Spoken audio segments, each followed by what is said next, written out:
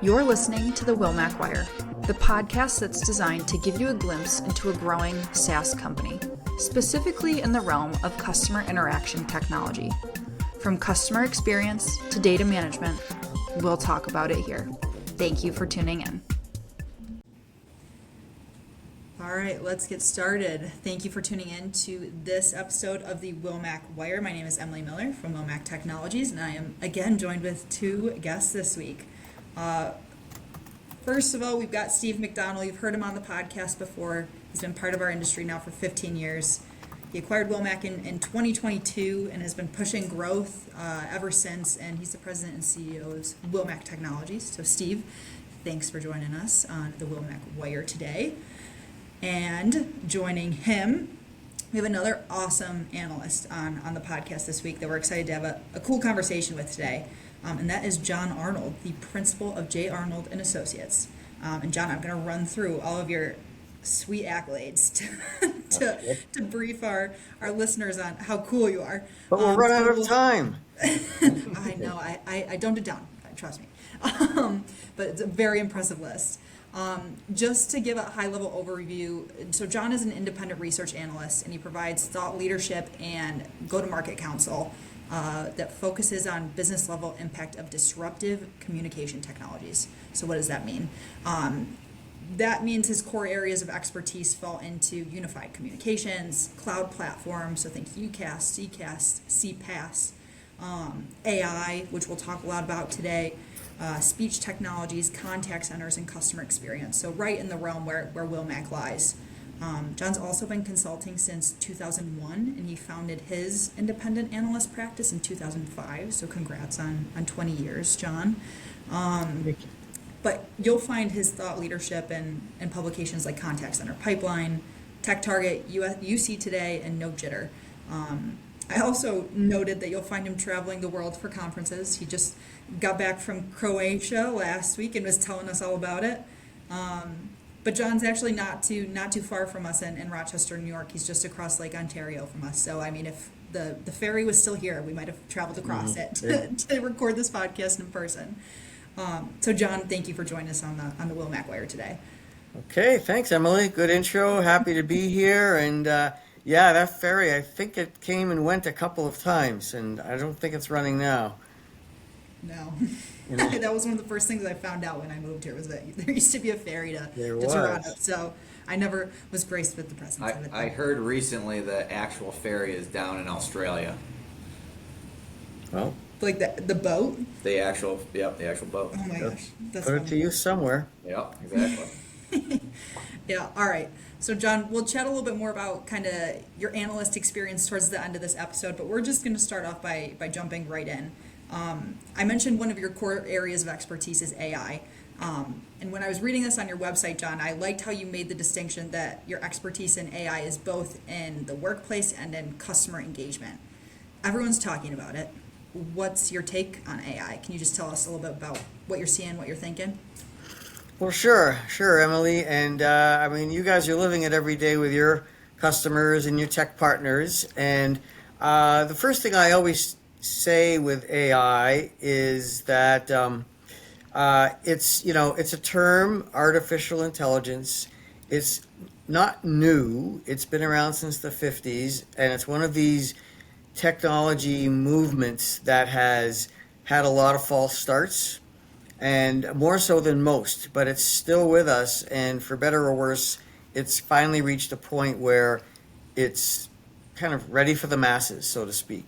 It's always been something that data scientists have been working on, and to set the table for people, the term AI it's not a technology, and it's not a solution. It's so to get a sense of it, everyone just says that term AI. It's like when you're in the workplace, vendors, we talk about UC and unified communications. No worker ever said, "Look at me, I'm doing UC." No, it's just part of what you do. The technology should be kind of in the background, and AI is a lot like this too. There's AI capabilities that are becoming infused in just about everything now. And frankly, the best go-to-market message I could tell people is the less you talk about AI, the better, Just focus on the outcomes it enables, the capabilities that it brings that you didn't have before, because none of us are data scientists that I know of that natively understand this stuff. So what I really try to explain to people is that AI itself is an umbrella term for a family of technologies, all of which create these capabilities that we're starting to talk about now and take for granted almost, because just in this recording we're doing now, where there's typically, automated summary notes of the call, there could be real-time translation going on, certainly real-time transcription. These are all kind of like becoming the nuts and bolts of collaboration today. And that's largely AI driven now. Not entirely, because we did have some of these capabilities before AI became a thing. But it really embraces a whole range of different technologies that can be used in a variety of ways. And in our world of communications technology, it's just one of many use cases. So another point of caution I say to people when you ask me, where is it at? If you are an IT decision maker, if you're a contact center CX, leader, making decisions about your little piece of the organization, you got to remember that every line of business in an organization is looking to do something with AI now, because they believe it's the silver bullet thing that could help every aspect of every business, and if it's done right, it can. But it really speaks to a bigger challenge that organizations face, is that if you're going to get value, true value out of AI, you do need some kind of an overarching strategy for the organization. Because if every line of business is doing its own thing with AI, that's just going to be a mess, because it's just going to be a group of silos that are all doing different things, but they might not be interconnected enough to kind of get the full value of what it can do. And the last thing I'll say here, and we'll talk more about this, but in short, AI is about data. And the more data you have and the better quality data inputs you have, that's what makes AI go. So if you're starting from a point where you haven't got good data and you've done a poor job of collecting it over the years, you will have a longer road to go to get something good with AI. But it's really upping the game for a lot of organizations. Once they make that connection, AI equals data, then you start to build your technology stack around how you capture that data and harness it through AI capabilities. 100%. And this is a bit of a side note, but Steve and I were messaging back and forth this morning, John, about how ChatGPT was down, and we didn't know what to do with ourselves for a little while, because we were like, wait, I actually have to write something on my own. But a separate thought, we definitely are becoming more reliant on it, and it's like you said, everyone is looking to do something with it. And Steve, John touched on the data piece at the end, and obviously we operate in that realm of customer interaction data, call recordings, screen recordings, emails, web chats, that sort of thing. Do you have anything to build on what John mentioned about that? Yeah, I agree that I think companies have to come up with their strategy and what their outcome is, and AI will be a piece of that. And one of the things with our software that we built, Continuity Replay, we really built it originally because customers just had no way to store their voice data properly, get access to it, and they just needed a safe spot to store it. And vendors were kind of taking them for a ride. And as you just alluded to, over the past few years, our use case has completely changed. A lot of, especially larger organizations and enterprise atmospheres, have tons, millions and sometimes billions of voice data that is legitimately a gold mine for certain AI programs that they're trying to run. Voice compared to text data also has sentiment, emotion, all sorts of stuff. You can really get a ton of information about your customers, and they can't get access to it. Most of the vendors have it in proprietary formats or encrypted. So we've really shifted our use case to say, hey, we can get you access to this great data. And to John's point, AI is only as good as the data. And a lot of these companies are sitting on a lot of very valuable data, and they can go back years, especially with some of the compliant customers and companies that have to keep certain amounts of data dating back 10, 15 years, and they have all that data sitting around that they could be really taking advantage of looking at customer journeys and all sorts of KPIs that they couldn't in the past. 100%.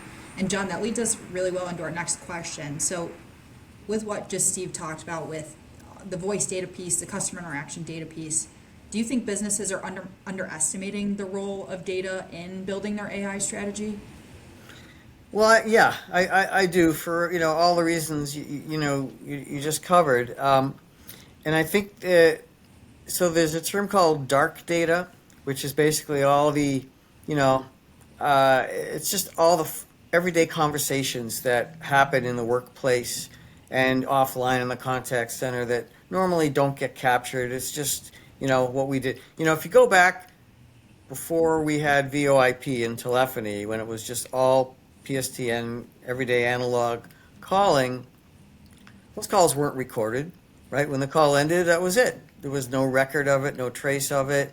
And if you recall, when IP telephony came along, all of a sudden, when you got your phone bill, going back, who gets phone bills anymore, but when you got your phone bill, you would see a breakout of every call, the duration, when, the phone number, all the detail. It's all there because it is a data-based form of communication.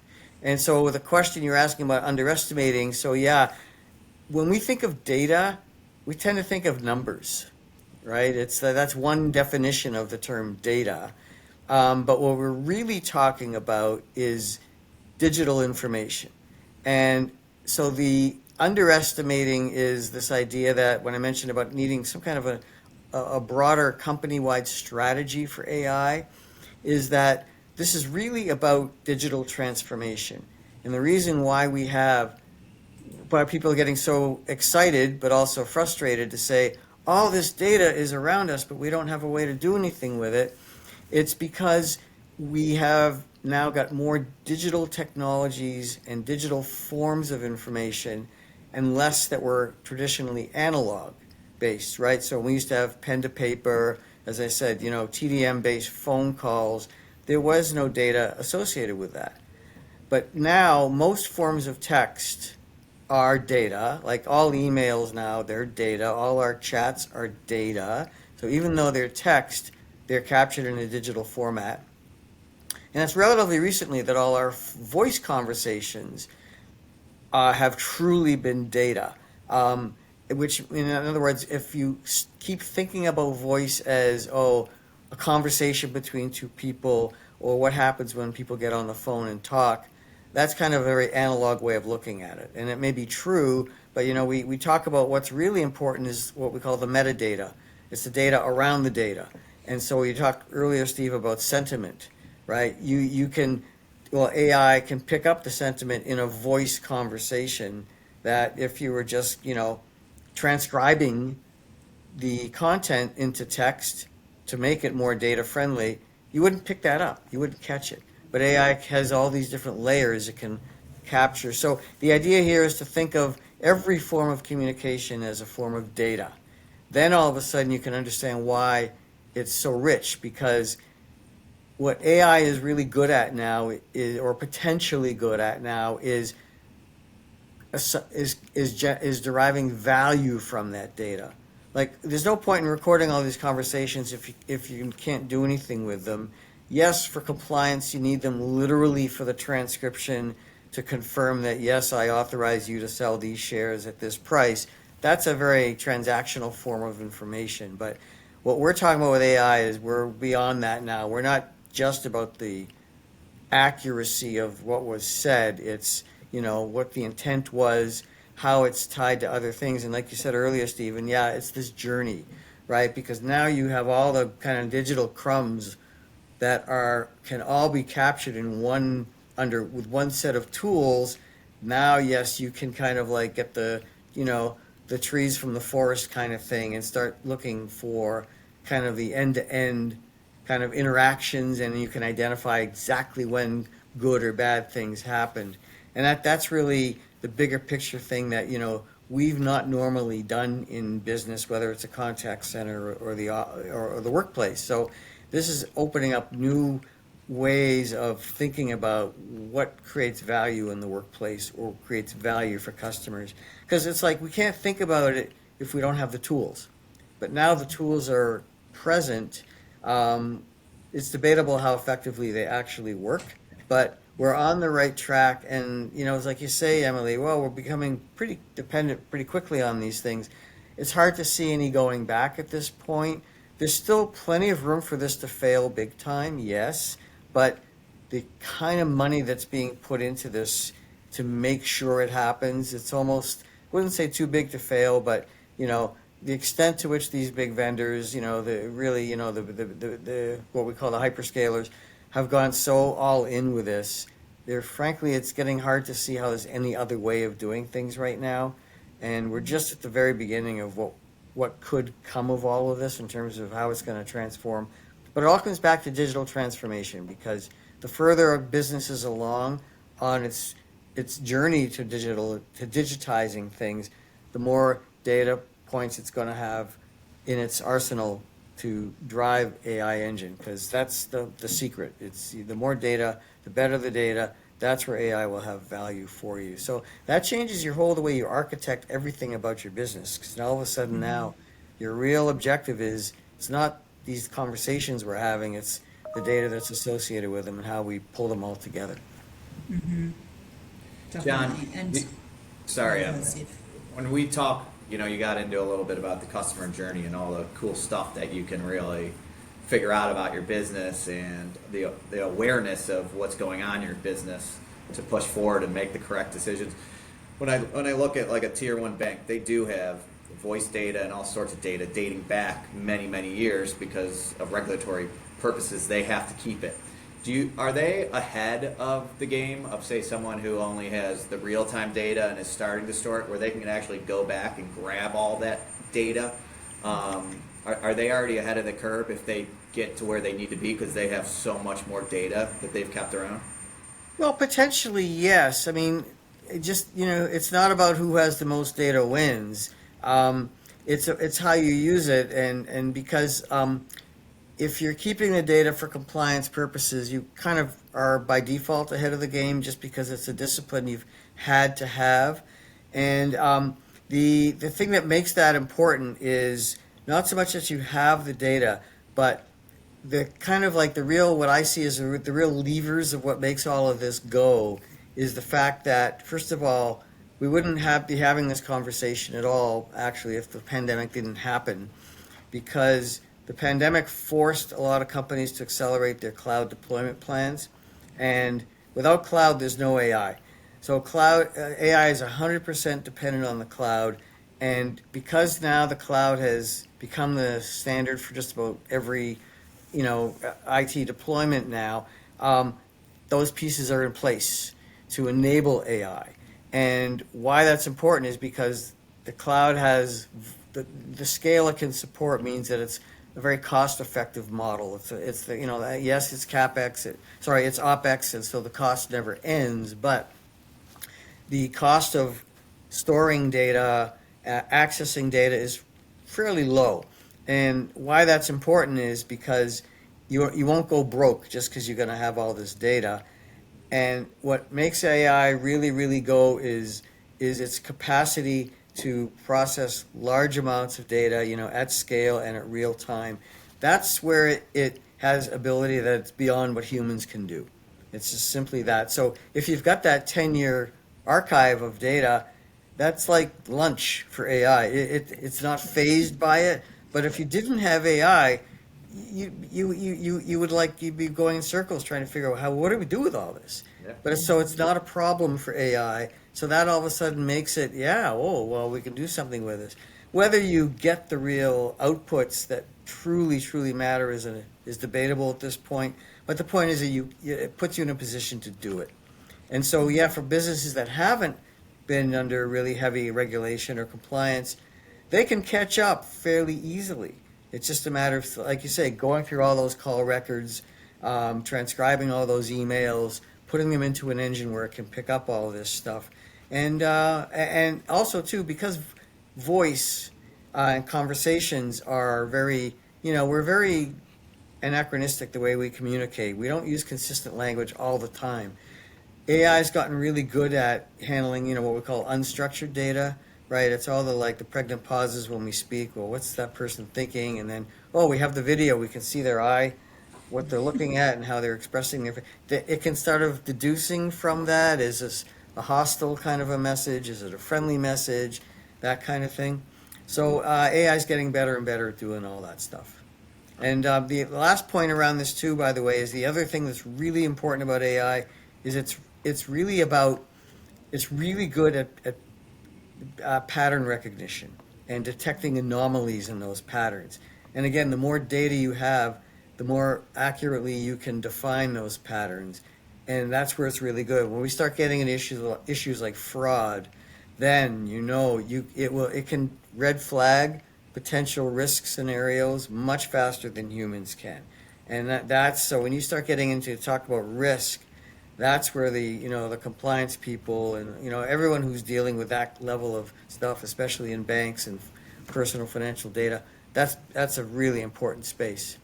So yeah, there's a lot there, and the finance people are they're very much at the head of, I think, a lot of this stuff. Yeah, you guys touched on a lot of great stuff there, Steve. That was a great question. I think maybe you should take over hosting, and I can delegate this to you. I'm just kidding. Use a bot. I'm just messing with you. John, you made a lot of great points there, and I think the one thing that stood out to me that kind of Steve called out initially was with, all right, these regulated industries, financial services, banking, healthcare, insurance, they've had to keep this data for a long time. What we've seen is, all right, yes, we have to keep it for compliance. We need to be able to search and replay it and access it. But now it's starting to inform their AI strategy too. Like they're viewing it as that gold mine that we kind of talked about. So I don't know, just thought it was interesting, like you said, since COVID, how that has sped things up significantly, and what kind of priorities and how the different departments compliance are considering that CX. It's starting to cross over a lot more. So I don't know, just wanted to call that out there. No fancy transition or anything like that to the next question. Just some thoughts. So staying in that same line, if you were advising a contact center on how to prep for AI, we talked a lot about the foundational piece of data, but what's the first thing that you would tell them to look at or to consider? Well, I think it's largely dependent on how much focus they have on CX. So if they are still operating in a fairly conventional environment where they have a lot of prem-based technologies and a lot of hardware and are not, they're not ready to run with these things. They've got so many pressures day to day, and they can only handle so much change, and they're still kind of doing things kind of like legacy-wise in terms of how they support customers, their mentality about customer service, and being very kind of IVR heavy and not using a lot of digital channels, the kind of things that we look for. They're in a situation where if you're going to think about AI, you can, yes, but really think small scale first and think only internal operations. In other words, don't make AI a customer facing thing yet, because you've got to make sure it will actually do some things. So the starting point really is they got to be able to think about where AI is going to fit in their overall kind of way of doing things. If they're ready to be embracing the concept more of CX, which is a more holistic view of customer service, that means you've got to be more omni-channel. You've got to be focused on basically pulling in information from across your organization that can help agents deliver better forms of customer engagement. In other words, the agents have to have better information, better data sources to engage with the customers. That's part of what customer experience is all about. So you have to be able to track customer journey, all that stuff we talked about earlier. That's part of the AI story. But they also have to think less abstractly about AI as, it's a really cool thing. think in terms of more about use cases. That's an easy way for them to go to this kind of well to look at it and say, okay, well, where do I start? Because that's the big question. That's usually how the conversations get going. Where do I start with AI? And it's a great open door for any salesperson to get in there and say, okay, well, let's look at some of the real bottlenecks you're having. Where are you having those issues? And that should define where you think AI can help. And for the most part, that's really talking about automation. AI it's easy to think about it as a cost saving strategy, but that's not the right place to start. You really should be thinking about where do you have a lot of, manual, routine, repetitive tasks and interactions and processes that slow you down and suck up a lot of time, and especially for the agents. So, examples would be, of course, like call summaries, right? At the end of every customer call, how do you handle that? Well, the agent has to kind of think back and remember what they said, and they have to create a log for it. Okay, wouldn't it be better if you could automate that? Oh, now you just gave agents, 5 minutes back of their day, whatever. That's a good thing. So look for those. Think about where automation can help streamline your operations. Then the conversation becomes a little more tactical and really, focused, rather than this broad, AI, it can do so many things. That's not going to get you anywhere. Yeah, I'll pose this next question to you, Steve, but where do you, like John just talked about a lot of different use cases of AI and CX. Where do you see AI actually delivering business value for our customers in that realm? Yeah, well, before I even jump into that, one of the things that John said that really resonated with me, being a Rochester company, a lot of the companies in Rochester haven't quite made that leap to the CX world. And here we are trying to get more business within Rochester. We've been located in Rochester forever, but 95% of our customers are outside of Rochester. And starting to have the conversations with the larger companies in Rochester, realizing that they are behind the eight ball in the CX space. They're asking about AI, but we've been slowly telling them you don't really have the foundation to get going. So that resonated with me, what you were saying, and it's going to be interesting to see how we can help them take baby steps to where they need to get to.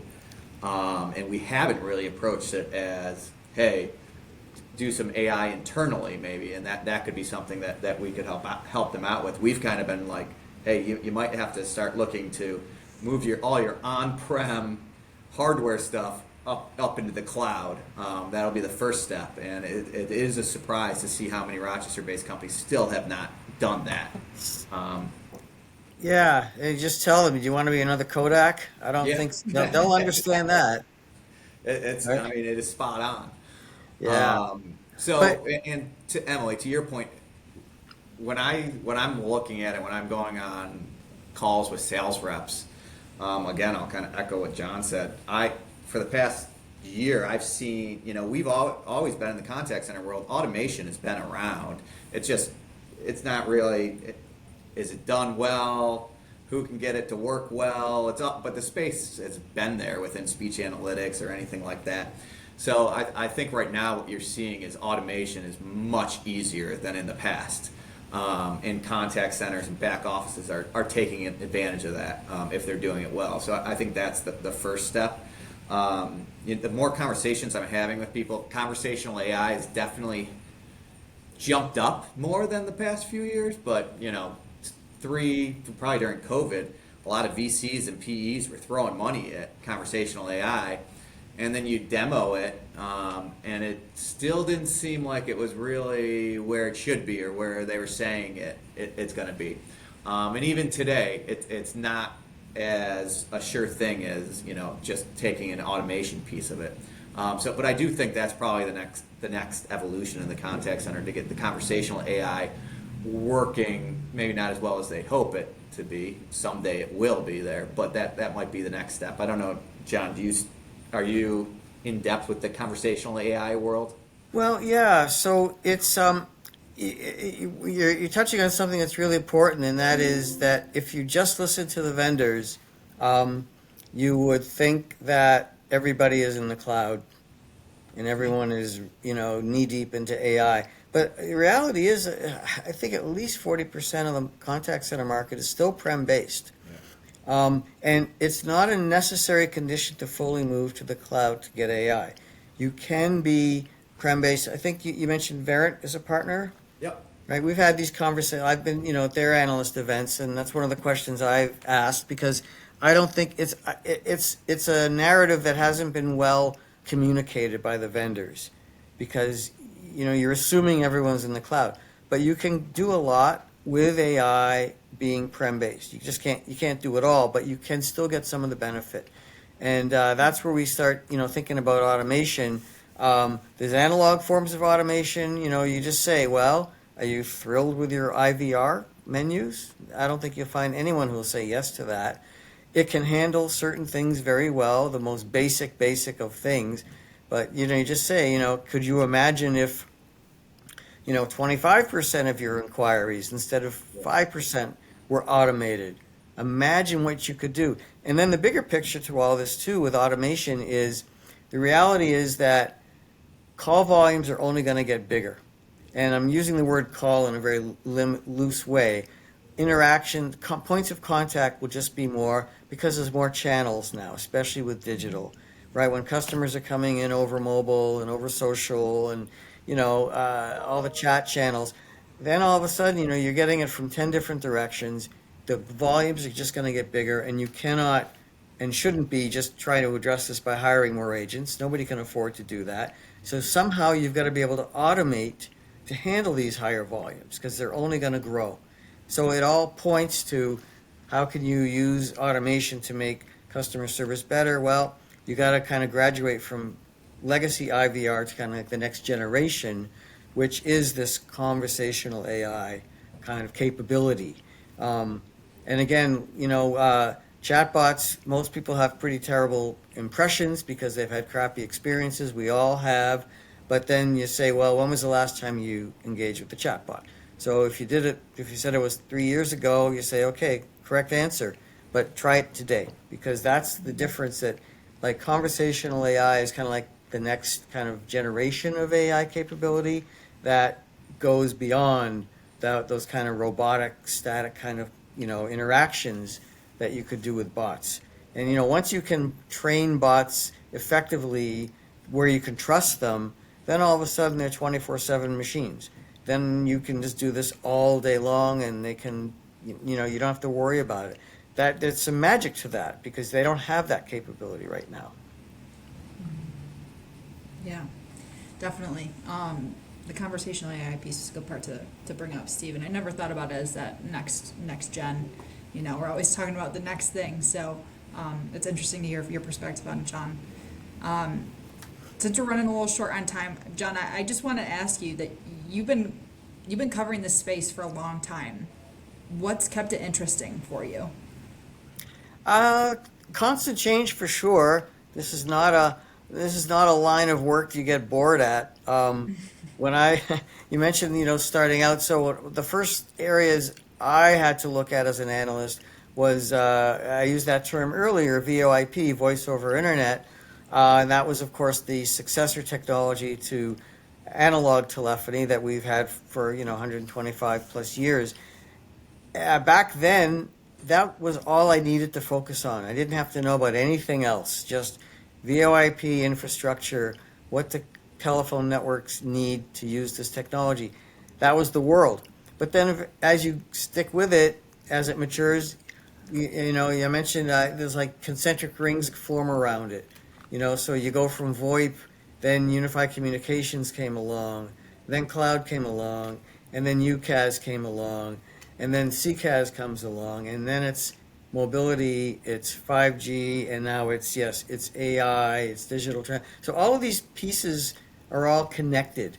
So that to keep it interesting is, nothing stands still. So you have to be curious, you have to be willing to absorb a lot of information and follow the trends in a way that makes sense.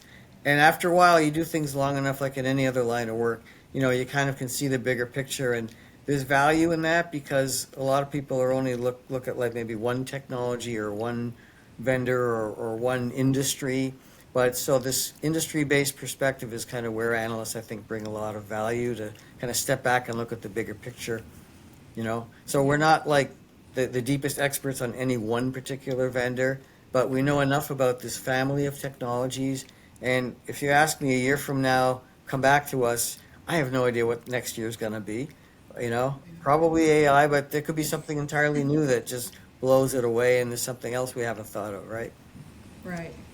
Yeah, and Steve, I'll ask you a similar question to kind of round us out. Like, you've been in this industry now for 10, 15 years. Why, like, what has made you want to stay involved in it? I mean, I think, John, to your point, I think being able to see the bigger picture after you've been in it for so long. John, I was browsing through your website. I saw that you work with a company called Smarsh, or know a company called Smarsh. And I was in Manhattan for 10, 15 years, selling into trading floors, and we jumped into surveillance a little bit. And just being able to have the nuance of that world, the contact center and CX space, and we have a little bit of the public safety, and kind of be able to bring all that together. I think getting the bigger picture for me is exciting, and seeing where all this is going. It's definitely interesting that Salesforce, Google, Microsoft, all the big, obviously Amazon, with Amazon Connect, but they're all starting to take a little look into this industry and start to think it's worth them jumping into it. So I think the future is going to be very exciting, but it's going to change at a faster pace. I mean, we're talking about AI today. Even within the past 3 months, it's grown quite a bit. I mean, so it's going to be a quick pace. It is, and I think AI is the most, so far I see it as the most transformational technology of them all. You know, to me, it's kind of right up there with the internet. It's like something we won't be able to live without very soon, for better or worse. Though this is a very I have very mixed feelings about AI, and I can go all day long about either side of that coin. Smarsh is a good example. Another company in that space is called Global Relay. I don't know if you know them. Oh, So yeah. I was in Manhattan 2 weeks ago at their event, and in fact, the next call I'm doing after this one is with a couple of other analysts, colleagues who were there. We're going to do our collective takeaways of the event. We're going to do a video podcast just like this one. So, yeah, it's really interesting when you get into that space, because it was a time when, you know, you could trust a lot of the basic things that we did in every industry, but the flip side of digital technologies is it's also very easy. It makes abuse very easy too. You know, certainly the fraud and the manipulation you can do with these technologies. So again, you have to. There's so much risk you have to account for, and so that keeps it very interesting for sure, because the stakes get to be really high. You know. Yeah, but is it Gartner or someone else recently putting Smarsh and Global Relay and a couple of those companies calling it enterprise archiving? Or Yeah, so there are these terms that kind of they kind of bump up against each other, that they're all part of the bigger picture of, you know, you've got to be able to capture the data, but you actually have to be able to manage it too. You know, to make it real, I just say, look at your smartphone. How many pictures do you have on that phone? They're all data, right? Yeah. Who has them organized to the point where you can find exactly what you're thinking? I took this picture in 2019. I was in New York. I was with these people. How in the hell are you going to find that photo? You can't. You won't be able to. But unless you're tagging every photo and you have a way of archiving.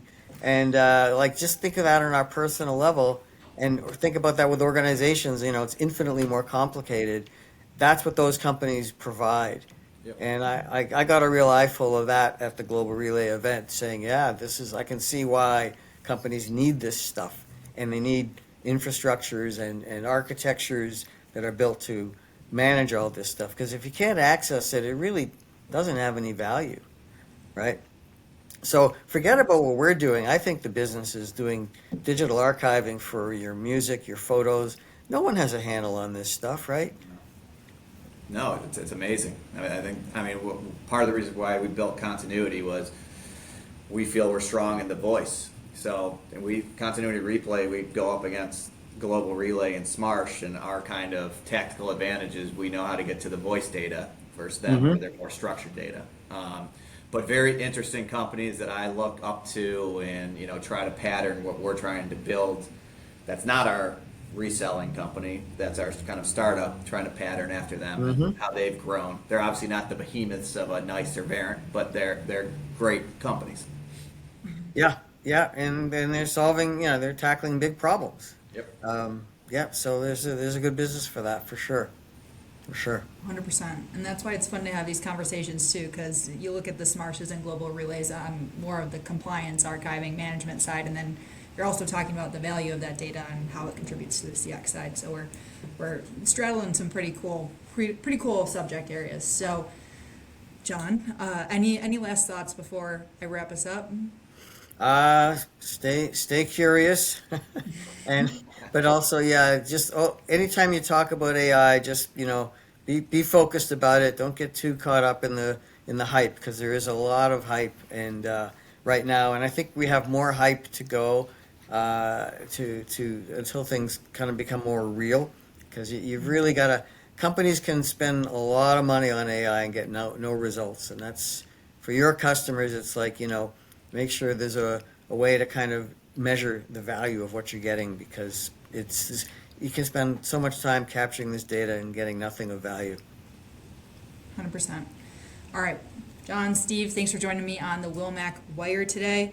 To our listeners, you can find John on a few different places that I'm going to call out. First, on LinkedIn, search him Jon, Jon Arnold.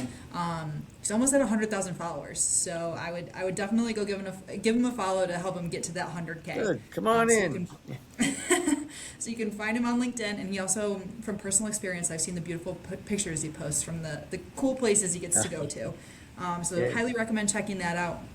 Along with that, John has his own podcast called Watch This Space. It is available on Apple Podcasts and Spotify, along with this website, which is called watchthisSpace.tech. And then last but not least, John releases a newsletter called JAA's Communications and Collaboration Review. It's very easy to just go to his website and sign up and subscribe to that. So John, again, Steve, thank you for joining us on the Wilmac Wire today, and have a great rest of everyone's week. Thanks, John. I appreciate it. Hey, you're welcome. Yeah, thanks for doing this, and thanks everybody for listening. Yeah, thanks, John. I'll be in touch shortly. Okay. Have a great rest of your day. All right, you too. Bye. Thank you for joining us for another episode of the Wilmac Wire. Make sure you never miss an episode by subscribing on your favorite podcast platform or visiting our website at www.wilmactech.com. You can also watch the full video recordings of every episode on our YouTube channel. Thank you for being a part of our community, and again, thank you for listening to the Wilmac Wire.